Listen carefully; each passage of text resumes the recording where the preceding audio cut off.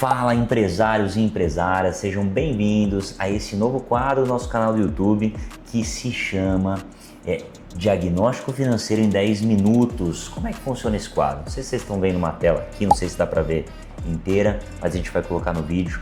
Então hoje a gente tem, por meio de 28 respostas, uma metodologia em que a gente consegue diagnosticar financeiramente qual é o momento que você está enfrentando na sua empresa. E a ideia foi trazer nesse quadro o que acontece na realidade. Então eu estou selecionando alguns diagnósticos aqui de forma aleatória. Então você que quer saber como é que está a sua empresa do ponto de vista financeiro, já vou deixar o link aqui na descrição do vídeo. Você pode preencher e vai ser muito legal você preenchendo. Eu posso trazer também, fazer um diagnóstico até publicamente do seu negócio, do seu segmento, que vai ajudar para você que é empresário do mesmo segmento ou de outro segmento. Mas sem mais delongas, queria pedir para você se inscrever no canal se você ainda não é inscrito, seguir as nossas redes sociais, então lucasnigro.finanças em todas as redes, que a gente traz muitos conteúdos relevantes sobre empreendedorismo e também sobre finanças. Então vamos lá, galera. Esse diagnóstico que eu vou apresentar para vocês é de uma empresa que, claro, eu cortei o nome, mas é uma clínica odontológica, tá? Essa clínica, eu tenho as informações aqui do seguinte.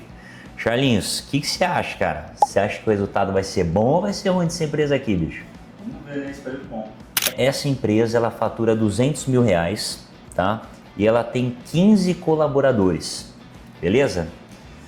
Tá, então como que funciona só a metodologia desse diagnóstico para vocês entenderem? Aqui a gente tem 3 gráficos, tá? Então na esquerda tem um gráfico que a gente chama de panorama geral da empresa, que a gente divide nas categorias que a gente acha que são as mais importantes de finanças. Esse gráfico do meio são os pontos fortes e fracos da empresa, dentro de cada categoria. E na direita tem uma escala de classificação, em que essa empresa aqui, lá tá no verdinho, hein, Charles? Tá no verdinho aqui, cara, 54,17%. Beleza. Essa empresa tá numa classificação nota C do nosso ranking e ela tá acima, aqui eu consigo mostrar para vocês. Ela está acima da média dos demais respondentes. Por que isso daqui, galera? Isso daqui significa que dentro da base dos respondentes que já fizeram esse diagnóstico, ela está acima, tá? Então isso daqui é muito bom, ela está acima da média. Show de bola. Como é que funciona? Quais são as classificações, os blocos em que a gente divide esse diagnóstico? A gente divide em gestão financeira, pessoal contra empresarial, precificação, estoque. Tem empresas que não têm estoque, mas mesmo assim a gente gosta de colocar isso e quando ela não utiliza a gente exclui isso, tem a opção no formulário. Controle de custos, rentabilidade, fluxo de caixa, que você que é empresário, tenho certeza que você já sentiu alguma vez alguma dor em relação a isso, porque estatisticamente, 80% das empresas não completam seus 5 anos, infelizmente, e o principal motivo é por não terem fluxo de caixa para aguentarem as suas operações, beleza? Planejamento e crescimento e também relatórios de endividamento. Vamos começar aqui com gestão financeira empresarial contra pessoal. Bom, o que significa aqui? 3 perguntas. A primeira pergunta aqui, eu sou um sócio operacional da minha empresa? Provavelmente ele tem uma resposta aqui que foi uma resposta de atenção, né? E tem as outras perguntas que ele teve uma resposta que na nossa classificação foi uma resposta boa. O que a gente tem de recomendação para essa empresa? Lembrando que é uma clínica odontológica que fatura R$200 mil por mês em média e tem 15 colaboradores. Ela tem uma boa integração entre a estratégia e a operação. Ela tem uma separação de contas que facilita o controle financeiro, dependência de aportes, indica desequilíbrio financeiro. Olha só, essa empresa aqui, então, ela está bem estruturada nesse bloco, né? Então, ela divide as contas da pessoa física com as contas da pessoa jurídica, mas ao mesmo tempo ela parece que está numa transição aqui do operacional para o estratégico, mas está conseguindo fazer essa integração aqui nesse momento que ela está passando. Então, na pontuação do bloco, ela conseguiu aqui 2/3, e aqui já vai uma dica super importante para você que está nos assistindo. Imagina o seguinte, que você tem as suas contas ali do dia a dia e você tem as contas da empresa. Se você começa a pagar as suas contas do dia a dia com as contas da sua empresa, e depois você retira um determinado valor, vai passar o tempo, você vai ter uma falsa sensação de que você tira pouco dinheiro da empresa. Mas na verdade não é assim. Se as contas estão sendo pagas pela empresa, tudo que você está tirando para a sua pessoa física seria sua retirada. Então a dica de ouro daqui é o seguinte, você como colaborador da sua empresa, porque querendo ou não, se você faz uma parte operacional, você tem uma função dentro da empresa. Se remunere de acordo com a sua função na empresa. O quanto você pagaria um colaborador para exercer a mesma função que você faz, tá? O restante é distribuição de lucros. Como você é sócio da empresa, você faz distribuição de lucros com uma regra que aí vai depender muito do momento que você está passando, tá bom? Seja de distribuição de forma mensal, trimestral, anual. Beleza. Precificação. Poxa, essa empresa tá boa demais, Charles. Tá nem pra... Verde de novo, cara. Pô, excelente. Essa empresa precifica de forma top. Então tá bom, ó. Precificação robusta, com todas as variáveis, facilita a margem sustentável, separação de contas, facilita o controle financeiro, separação de contas também facilita o controle financeiro de novo. Acho que foi duplicidade aqui, mas tudo bem. Show de bola. Seguinte, então, Charles, eu quero saber se você já manja quais são os 3 pilares da precificação. Mano, olha lá, ó o cara, hein? Mas basicamente, os 3 pilares que ele faz com excelência aqui, posicionamento estratégico, então ele tem um bom posicionamento estratégico, se ele foca em volume ou em margem, controle interno, ou seja, aí entra os custos, ele controla os custos variáveis, ele controla as despesas fixas, tudo bonitinho, e também uma análise externa que é em relação a concorrentes. Dá para você olhar o preço concorrente e fazer isso e colocar no seu produto, certo? Então aqui a classificação já está no ponto mais crítico. Vamos ver o que a gente tem de recomendação para ela. Bom ritmo, mas pode haver variações entre as revisões, ou seja, parece que tem algum controle, mas esse controle ele não tem uma manutenção muito boa, né? O estoque é dinheiro parado, ele é muito importante, ele precisa ter controle de acesso de pessoas que entram. Então, por exemplo, ontem a gente gravou o vídeo lá com o Júnior da Jones Burger, quem quiser ver, tá aqui, a gente vai deixar também. E ele mostrou muito bem como que funciona o estoque dele. Poxa, uma empresa que vende 35 mil hambúrgueres por mês, ele tem um estoque gigante de carne e tal, e ele precisa ter um controle de acesso, que é o que eu sugiro aqui também para essa clínica odontológica. Não dá para qualquer um entrar no estoque é bagunça e é dinheiro parado, beleza? Gestão reativa improvisada impacta atendimento ao cliente, ou seja, imagina que você não tem um estoque mínimo, um estoque de segurança, e de repente você vai fazer um procedimento, a dentista vai fazer um procedimento. Se ele não tem ali o insumo para utilizar no momento, ele pode muitas vezes até perder a venda por isso. Imagina o desgaste no atendimento do cliente. Então precisa ter um estoque mínimo também, galera. Grau razoável de acerto, mas sujeito a sazonalidades não imprevistas. Show de bola! Vamos para os controles de custos. Como ele já tem, esse empresário aqui, ele tem um controle bom de precificação, então, consequentemente, a gente vai assumir aqui que os controles dos custos também estão bem colocados, tá bom? Tá num ponto de atenção, mas basicamente ele tá bem controlado. Lembrando que você precisa registrar tudo da empresa.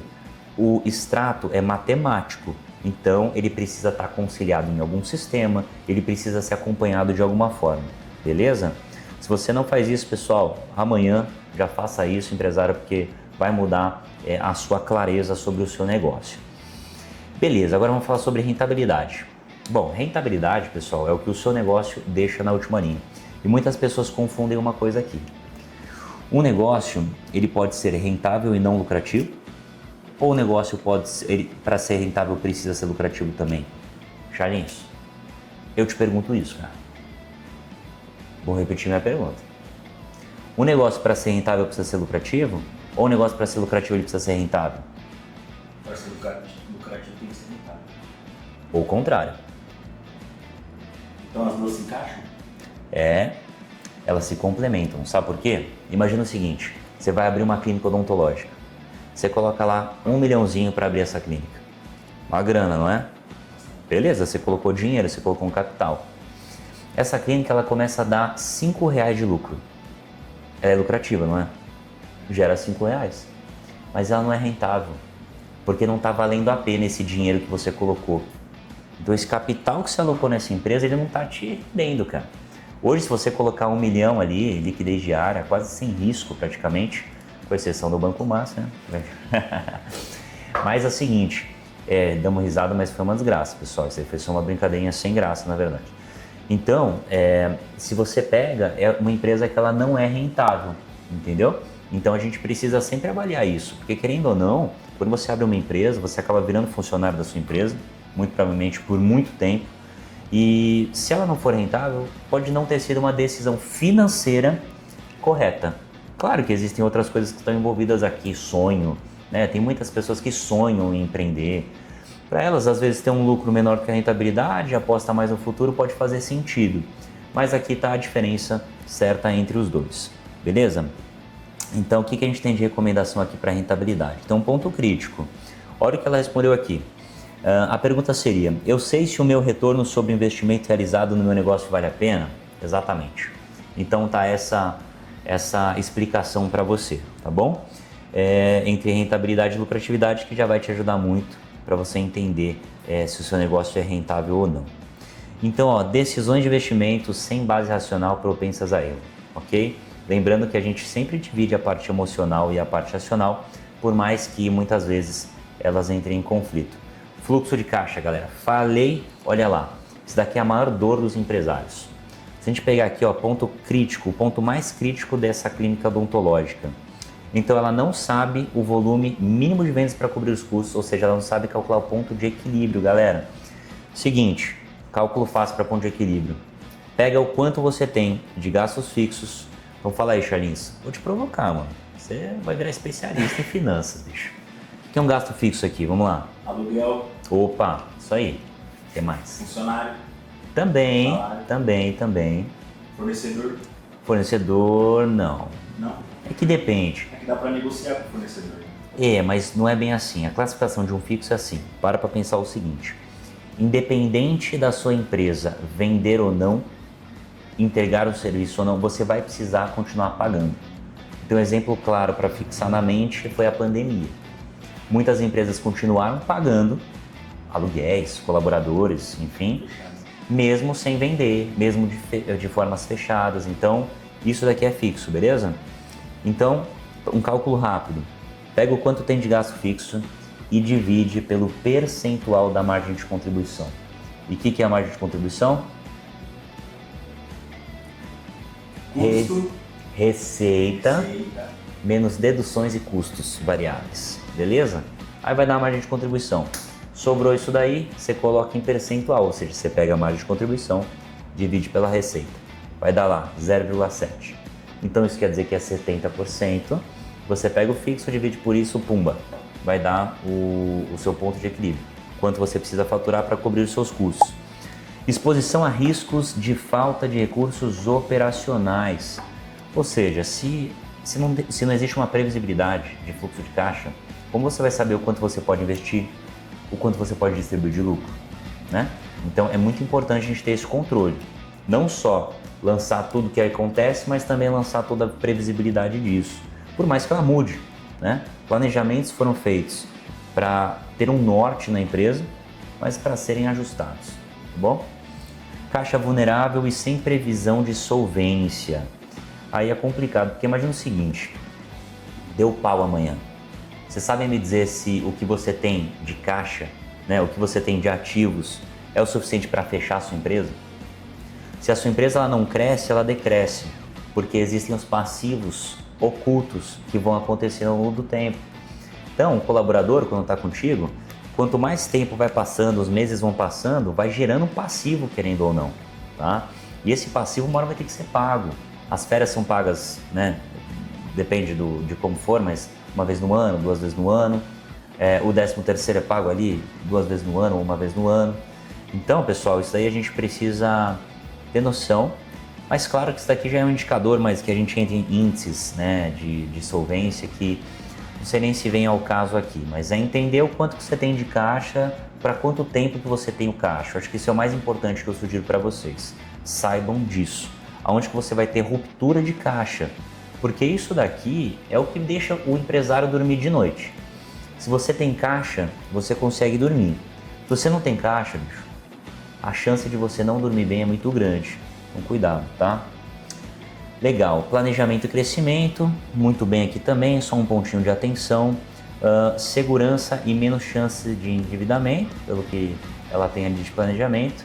Uma operação sem parâmetro de desempenho financeiro, time unificado e foco em resultado. Beleza, então parece que dentro desse planejamento, dentro desse crescimento, não existem alguns indicadores para serem acompanhados de crescimento. Eu sugiro que todo negócio precisa ter entre 3 e 7 indicadores financeiros para serem acompanhados ao longo do tempo. Porque você como empresário, você não precisa ser o especialista em finanças, mas você precisa entender o básico de finanças. Isso é muito importante. Você tem que saber o que acompanhar, você tem que saber o que cobrar do seu time. Hoje, por exemplo, existem várias soluções de você criar e treinar o seu time interno, que sim, é uma possibilidade muito boa, mas também, conforme você está crescendo na empresa, existe a possibilidade de você contratar por demandas especialistas. No caso, a nossa consultoria faz isso, então a gente consegue terceirizar um financeiro de uma empresa como um todo e também traçar um planejamento financeiro estratégico, beleza? Nós e várias outras, tá? Isso aqui é uma coisa que está se tornando muito comum hoje no Brasil, que veio dos Estados Unidos e é um modelo que faz muito sentido e está tendo bastante demanda, galera. Show! Relatórios de endividamento. Então, o que a gente tem de recomendação? Riscos de surpresas e falta de plano de pagamento, fluxo de caixa. Ajustes proativos evitam sobreendividamento e informações frequentes para decisões rápidas. De novo, pessoal, enfatizando aqui, para essa empresária, controle de fluxo de caixa. Isso vai te deixar muito mais tranquila em relação a isso. Então, fluxo de caixa e indicadores. Indicadores a serem acompanhados. Clínica odontológica, muito importante. Ociosidade de salas.